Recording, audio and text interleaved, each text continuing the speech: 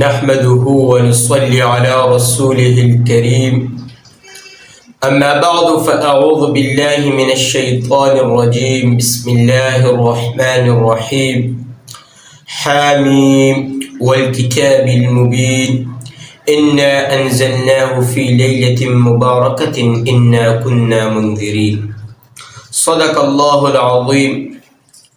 محترم مسلمانانو، د شعبان المعظم محترمه او قیمتي میاشت شروع ده چې دا په هغه میاشتو کې داخله ده کومې چې د احترام او د قابل دي. میاشتې ټولې د احترام دي، ولیکن بعض میاشتو ته الله رب العزت فضیلت ورکړی دی. نو په هغې میاشتو کې یو د شعبان میاشت هم ده. دا محترمو یو ډېره قیمتي میاشت ده. علماء کرام لیکي چې الله رب العزت سورة دخان ابتدا کې فرمایي چې والکتاب المبین انا انزلناه فی لیلة مبارکة انا كنا منذرین. وی الله رب العزت دا قرآن مجید نازل کړی دی، وی چې دا مون مبارک شپه باندې نازل کړی دی. نو علماء کرام لیکي یا مبارک شپه چې دا هغه د شعبان المعظم 15مه شپه ده. وی دا الله رب العزت د لوح محفوظ نه د لومبي اسمان ته راوستله، قرآن مجید ټول د خدای ته رانازل کو. وی دا په دغه شپه باندې نازل شوی دی، ټول د لوح محفوظ نه لومبي اسمان ته چې راغلی و. وی دا د شعبان المعظم 15مه شپه باندې و. محترمو دا میاشت ډیره قیمتي ده، دا د عبادتونو میاشت ده. علماء کرام لیکي دا مقدمه د رمضان ده. دا د رمضان المبارک نه میاشت مخکې د یو برکتونو والا میاشت ده. وی الله رب العزت د رمضان المبارک هغه برکات، انوارات او فیوز په دې کې ظاهروي. نو محترمو یو ډیره قیمتي میاشت ده. په دې میاشت باره کې راځي خاص کر شب بارات ته دی کې 15مه شپه د شعبان ایته شب بارات ویل کېږي. وایي دې ته شب بارات علماء کرام وایي ځکه ویل کېږي چې شب ویل کېږي شپې ته، او بارات ویل کېږي براءت نه ده. براءت وایي خلاصای ته، نجات ته. وایي په دغه شپه الله رب العزت په کروڑونو جهنمیان د جهنم نه راوباسي او جنت کې داخلي. نو په دغه وجه دغه ته شب بارات ویل کېږي. نو اوس محترمو د دغه شپې ډېر فضایل راغلي دي کتابونو کې، او ډېر خلک دي چې هغه د دې فضایل نه مني، او ډېر خلک دي چې دې کې بدعات کوي. نو موږ به اصلاح کوو چې کم فضایل دي هغه به بیان کو، او چې کم بدعات دي د هغې به رد کوو، د هغې نه به ځان محفوظ کوو. نو اوس محترمو فضایل زیات دي.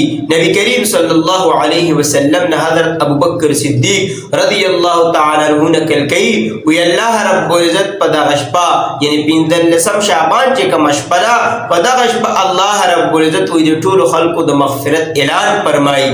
ما سوای دو کسانو، یو د مشرک مغفرت نه کوي، دویم د کینهګر د بغضی یعنی د بنیته کس مغفرت نه کوي. دغه شان بل ځای کې بل حدیث شریف کې راځي، وی نبی کریم صلی الله علیه وسلم او فرمایل چې په دغه شپه الله رب العزت د ټولو خلکو مغفرت فرمایي. فرشتو ته وایي دا ټول مې معاف کړل، ما سوای یو څو کسان دي. نو هغې کې لومبی مشرک دی چې د مشرک مغفرت الله رب العزت نه کوي. دویم چې کوم کس ناحقه باندې قتل کړی، هسې بیسې کس وجلی، مسلمان یې وجلی، د دغه کس الله رب العزت مغفرت نه کوي. دغه شان چې کوم خلک رشته دارۍ کټ کوي، د رشته دارۍ کټ کوونکي الله رب العزت په دغه شپه مغفرت نه کوي. دغه شان چې کوم خلک د پنسۍ نه اوچتوي سړي، د سړو لپاره لازم ده چې پنسۍ به د ګیټو نه اوچتې ساتي، ځکه حدیث شریف دی ما اسفل من الکعبین من الازار فی النار. چې کوم خلکو دا پنسۍ کتئ ګیټۍ پټې ساتي، که هغه تکبر د وجې او که عامي که اسی، ولیکن دغه ګیټۍ پورې الله رب العزت په جهنم اور باندې سیزي.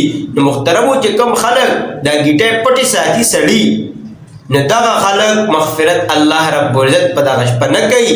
دا شان چې د شرابو عادي کسي، وی الله رب العزت د مغفرت نه کوي په دغه شپه. نو محترمو دا هغه ګناهونه دي، یو وی بدکاره ښځه، د بدکارې ښځې مغفرت الله رب العزت په دغه شپه نه کوي. نور وی د ټولو خلکو د مغفرت اعلان الله رب العزت فرمایي. نو محترمو ډېره قیمتي شپه ده. اوس په دغه شپه باندې څه کول پکار دي؟ په دغه شپه چې کوم کارونه کول دي هغې باندې ځان پوه کول پکار دي.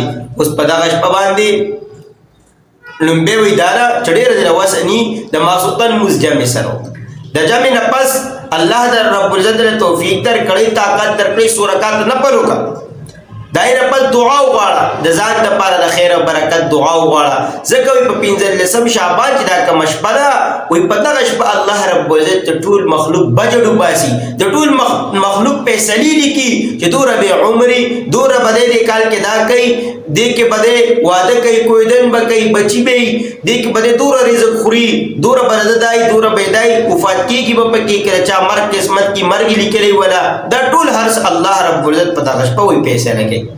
نو په دغه شپه وایي د ځان دپاره د خیر او د برکت دعاګانې وغواړئ د ځان دپاره د ښه تقدیر سوال وکوئ. دا شان محترمو عبادت سره سره د خپلو مردګانو خیال وساتو د هغوی دپاره د مغفرت دعاګانې وکړو ځکه الله رب العزت د دنیا مخلوق حدیث شریف کې راځي بني کلب دا یو قبیله وه هغوی به ګډې ډېرې ساتلې. نو نبی کریم صلی الله علیه وسلم فرمایل په دغه شپه په 15 شعبان کې کومه شپه ده په دغه شپه الله رب العزت د څومره مخلوق مغفرت کوي وایي څومره ویښته چې په دغه ګډو باندې دي د بني کلب په دغه ګډو چې څومره ویښته دي دومره خلکو مغفرت الله کوي. نو محترمو چې خپلو مردګانو لپاره د خپلو مشرانو لپاره څومره وفات شوي دي مسلمانان رشته داران د هغوی لپاره د مغفرت سوالونه وکړو.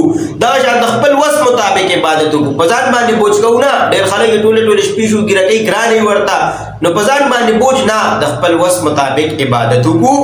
هغې سره سره که څوک کمزوري اول خو که الله رب العزت چاله توفیق ورکړی نو که شپه شوګیره کولی شو شپه دې شوګیره کړي عبادت دې وکړي او کیدای شي یو کس دې بیمار دی کمزوری دی نو لازمي دې په ځان بوج کوي نه بس د خپل وس مطابق عبادت دې وکړي دعاګانې دې وغواړي ځان دپاره ټول مخلوق دپاره ودرې شي په دغه نیت ودرې شي چې الله اخري شپه کې توفیق راکړي چې بیا درته ودرېږم نو بیا دې راپاسي او په ځان بوج کول نه د خپل وس مطابق عبادت کول. دغه شان صدقه د خپل وس مطابق وکړه الله دې توفیق درکړی دی غریب سره امداد وکړه چمګاونډ کې وګوره طالب وګوره هغه امداد وکړه. دغه شان دې سره سره الله رب العزت طاقت او قوت درکړی نو په سحر باندې روژه ونیسه په سحر باندې روژه دا مسنون ده نو د روژې اهتمام وکړه بدا پکې عبادت دي. اوس بدعات پکې ډېر دي ډېر خلک پکې مختلف رواجونه کوي مختلف قسم بدعات شروع شوي دي چې محترمه یې نه ځان وساتو لکه ډېر خلک هغوی پکې جوماتونه سجاوي دغه شان مقبرو ته دي او ډیوي پکې بلوي دغه شان مختص چا څه عقیده ده چا څه ډېر خلک پکې وایي د مړو روحونه کور ته راځي لکه دې خبرو شریعت کې حقیقت نشته نو د دغه قسم بدعاتو نه ځان وساتو د خپل وس مطابق عبادت وکړو په خپلو ګناهونو شرمنده شو الله ته وجاړو پښیمانه شو حالاتو ته وګورئ محترم الله رب العزت خفه دی چې الله رضا کو د خپل مغفرت سوالونه وکړو د ټول امت مسلمه لپاره د مغفرت سوالونه وکړو او چاله الله طاقت ورکړي د روژې اهتمام وکړو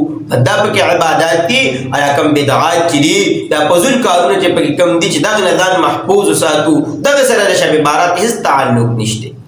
د ډېرو خلکو دا رایي چې دا خو بس یو منوره شپه ده نو موږ به پکې ځان منور کړو ځان پکې په عبادت منور کا په دعا ځان منور کا د بدعاتو نه د فضولو کارونه چې محترمو ځان وساتو دا یو څو خبرې د شعبان متعلق وي هسې دې باره کې ډېر بحثونه دي علماو ډېرې خبرې لیکلي دي ډېر احادیث دي ولیکن محترم سره ټیم کم دی نو ما چې یو څو خبرې ستاسو خدمت کې عرض کړو الله رب العزت دا خبرې زموږ د ټولو په عمل کې راولي واخر الدعوانا ان الحمد لله رب العالمين.